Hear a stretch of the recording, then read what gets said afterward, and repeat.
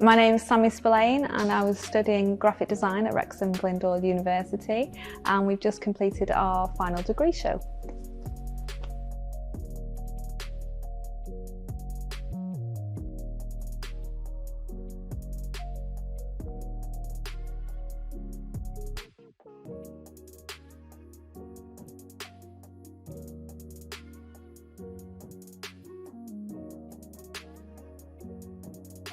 My final project was developing branding for a farm shop that's located within a Victorian museum in Shropshire.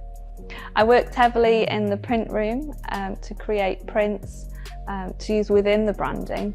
I really enjoy the physical making side and bringing it together with the digital to create a lovely brand. After I graduate, I hope to continue to do an MA at Wrexham Glyndŵr to further develop my own skills and professional practice. I chose Wrexham as a mature student. I've got 2 children, and so travel, it wasn't an option for me to go far away.